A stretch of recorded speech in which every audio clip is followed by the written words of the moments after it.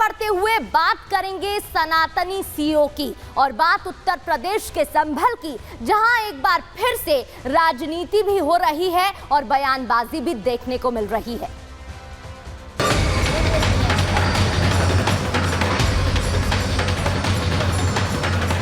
किष्किंधा हनुमान जन्मभूमि से रथ यात्रा संभल पहुंच चुकी है। खुद जो संभल की सीओ हैं वो यहां पर मौजूद हैं और हनुमान जी को यहां से कार्तिक महादेव के मंदिर लेकर ले जाया जा रहा है।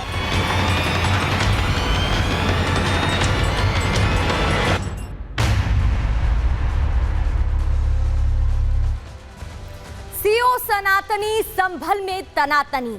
संभल में सनातन से जुड़े सबूत लगातार सामने आ रहे हैं और इस बीच राजनीति भी देखने को मिल रही है। एक बार फिर से अनुज चौधरी सीओ चर्चा में है, जो पहले भी चर्चा में रह चुके हैं। इस बार गधा थामे हुए वो नजर आए, जिसके बाद विपक्ष की तरफ से और सनातन विरोधियों की तरफ से उन पर निशाना साधा जा रहा है। आखिर ऐसा क्या हुआ, आपको तस्वीरों में दिखाते हैं। इस दौरान क्या कुछ हुआ और उसकी वजह से अब बयानबाजी भी हो रही है, वो आपको सुनाए। उससे पहले ये तस्वीरें दिखाना चाहेंगे जहां पर आप देख सकते हैं कैसे सीओ हाथों में गदा थामे नजर आ रही है। दरअसल किष्किंधा से कर्नाटक से यात्रा संभल में पहुंची थी और इसी दौरान आचार्य गोविंदानंद ने गधा सीओ को उनके हाथों में थमा दिया, जिसके बाद वो अपने हाथों में गदा थामे हुए नजर आए थे, जिसको लेकर अब विपक्ष की तरफ से हमला भी किया जा रहा है और सियासत भी हो रही है। चौकी का निर्माण एक तरफ हो रहा है तो दूसरी ओर मंदिर में लगातार श्रद्धालुओं के पहुंचने का जो सिलसिला है वो भी देखने को मिल रहा है। संभल के सीओ अनुज चौधरी की ये तस्वीरें आप देख रहे थे। अनुज चौधरी लगातार सुर्खियों में है, भगवान की भक्ति की वजह से सुर्खियों में रहते हैं। पिछली बार भी इसी तरह का मामला सामने आया था। अनुज चौधरी का बजरंग बली से जोड़कर उन्हें देखा जा रहा है, क्योंकि गदाधारी यानी कि गदा थामे वो नजर आए, जिसके बाद अब विपक्ष हमलावर है। कार्तिक महादेव मंदिर से यात्रा निकल रही थी, किष्किंधा से चलकर ये यात्रा संभल पहुंची थी और इसी दौरान संभल पुलिस यात्रा की सुरक्षा में तैनात थी, जहां मौजूद थे सीओ अनुज चौधरी। सीओ अनुज चौधरी सुरक्षा को लीड कर रहे थे और यहां पर उनकी मौजूदगी थी। गोविंदानंद सरस्वती ने अनुज को गदा थमाई, जिसके बाद गदा लिए यात्रा के साथ अनुज चौधरी निकलते हुए दिखाई दिए। बस फिर क्या था, इस पूरे मामले में सियासत भी शुरू हो गई। आपको बता दें कि सीओ अनुज अपने हाथों में गदा थामे हुए थे। इससे पहले जब मंदिर खोला गया था तो मंदिर की मिट्टी भी हटाते वो नजर आए थे, उस पर भी सियासत हुई थी और अब एक बार फिर से राजनीति गर्मा रही है। संभल मुद्दे पर लगातार जारी सियासत के बीच सीओ अनुज की ये तस्वीरें जो आपको दिखा रहे थे, जिस पर विपक्ष अब नाराज है। सपा की बात करें तो समाजवादी पार्टी को अनुज का गदा उठाना रास नहीं आया। कांग्रेस भी इस मुद्दे पर सवाल उठा रही है।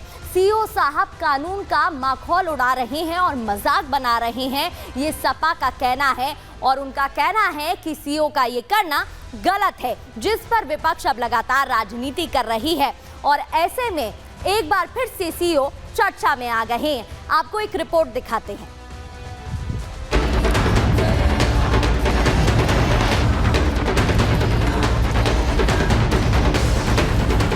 संभल इन दिनों सनातन, सियासत और धन की वजह से सुर्खियों में है और संभल के सीओ अनुज चौधरी अपनी सनातनी छवि की वजह से सनातन विरोधियों के निशाने पर। दरअसल संभल में नए साल के पहले दिन कर्नाटक से किष्किंधा यात्रा संभल पहुंची थी। यहां यात्रा के साथ सैकड़ों सनातनी कार्तिकेय महादेव के दर्शन को पहुंचे। यात्रा के दौरान संभल में तनाव न फैले, इसके लिए सीओ अनुज चौधरी अपनी फोर्स के साथ ग्राउंड पर मौजूद थे। अनुज मंदिर के बाहर ही खड़े थे। इसी दौरान गोविंदानंद सरस्वती महाराज ने अनुज चौधरी के हाथ में गदा थमा दी। दर्शन के बाद यात्रा मंदिर से आगे बढ़ी तो गदा अनुज के हाथ में ही रह गई। ऐसे अनुज चौधरी बजरंग बली के प्रति अपनी आस्था और अपनी ड्यूटी दोनों एक साथ निभाते दिखाई दिए और यात्रा के साथ आगे बढ़ते रहे। मंदिर का पे पूजा का प्रोग्राम था गुरुजी का, वो संपन्न हो गया है। उसके बाद फिर कल की महाराज का जो मंदिर है वहाँ ये लोग जाएंगे। कितने बजे यहाँ पहुंची थी रथ यात्रा, कितनी देर तक संभल में रुकेंगे और क्या आगे की प्रक्रिया रहेगी संभल की? अभी तो है शाम तक, रात शाम की पूजा वो करेंगे, आरती करेंगे उधर कल की धाम मंदिर पे। आपकी अगुवाई में रथ यात्रा यहाँ से निकल रही है, सुरक्षा क्या इंतजाम आता है? अगुवाई तो क्या, मैं ड्यूटी पे है, बस सुरक्षा है, फोर्स है पूरा पर्याप्त। ये कोई पहला मौका नहीं है जो अनुज चौधरी ने अपनी ड्यूटी और सनातन में आस्था को एक साथ दिखाया हो। जब कार्तिकेय महादेव मंदिर का ताला खोला गया था तब अनुज चौधरी हाथों से मंदिर की धूल साफ करते नजर आए थे। अनुज चौधरी सनातन के प्रति जितने समर्पित हैं, कानून व्यवस्था कायम कराने में उतने ही दबंग। शायद यही वजह है कि संभल के सीओ विपक्षी नेताओं की आंखों की किरकिरी बने हुए हैं। सरकार का जब मन होता है बुलडोजर लगा के किसी का घर गिरा देती है, जब मन होता है जमीन कैसी भी हो वहाँ पर पुलिस चौकी या जो मन हो बनवा देती है।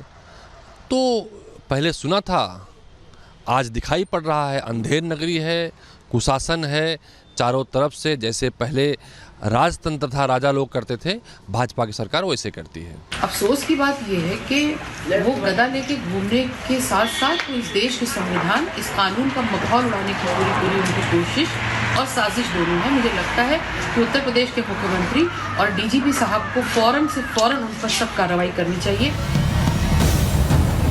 ये विपक्ष के वो चेहरे हैं जिन्हें गदा उठाए एक पुलिस वाला पसंद नहीं आता, लेकिन पुलिस वालों पर पत्थर बरसाने वाले दंगाई इन्हें मासूम नजर आते हैं। विपक्ष संभल में बन रही पुलिस चौकी पर सवाल खड़ा करता है, लेकिन दंगे भड़काने वालों पर चुप्पी साध लेता है। Bureau report, Republic Bharat.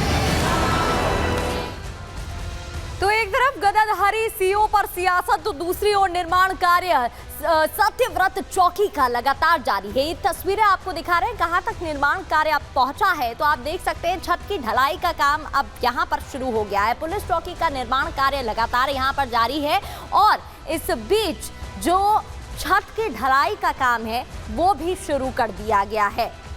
और आगे बढ़ते हुए आपको एक ग्राउंड रिपोर्ट दिखाते हैं निर्माण कार्य को लेकर क्या कुछ अपडेट।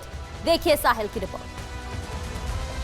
कड़ी सुरक्षा के बीच सत्यव्रत पुलिस चौकी का कार्य काफी ज्यादा तेजी से चल रहा है। आज छठा दिन है और बीती रात पुलिस चौकी का छत का लेंटर वो डाला जा चुका है। तस्वीरों के माध्यम से पहले मैं दिखाना चाहूंगा, काफी तेजी से निर्माण कार्य चल रहा है और रात के समय इस पूरी पुलिस चौकी का लेंटर डाला जाता है। फिलहाल अभी लेंटर मजबूत नहीं है, 15 से 20 दिन लगेंगे लेंटर को सूखने के लिए, इसलिए सपोर्ट के लिए जो बलिया हैं उनको यहाँ पे सपोर्ट दिया गया है। 24 घंटे यूपी पुलिस के जवान और सेंटर की जो फोर्सेस है उसकी डिप्लॉयमेंट जो है इस पूरे इलाके में की गई है, क्योंकि शाही जामा मस्जिद के सामने की तरफ सत्यव्रत नगर पुलिस चौकी का निर्माण कार्य चल रहा है। और ये आगे का हिस्सा आप देख सकते हैं, फ्रंट का जो गेट है, दीवार है, उसको तैयार किया जा रहा है। खुद मजदूर जो है यहाँ पे लगभग 18 से 20 घंटे तक काम कर रहे हैं और उस काम का नतीजा ये है कि लगभग 6 दिनों के अंदर लगभग जो पुलिस चौकी है वो कंप्लीट हो चुकी है। हालांकि इसमें फिनिशिंग का काम बाकी रह गया है, लेकिन चारों तरफ की बाउंड्री, चौकी का जो लेंटर है उसको डाला जा चुका है। ये फ्रंट का जिस जगह पे हम मौजूद हैं यहाँ पर गेट को लगाया जाएगा और गेट को लगाने के लिए जो उसके कोने के जो पिलर्स होते हैं उसको यहाँ पे मजबूत करने में जो लेबर है वो यहाँ पर लगी हुई है।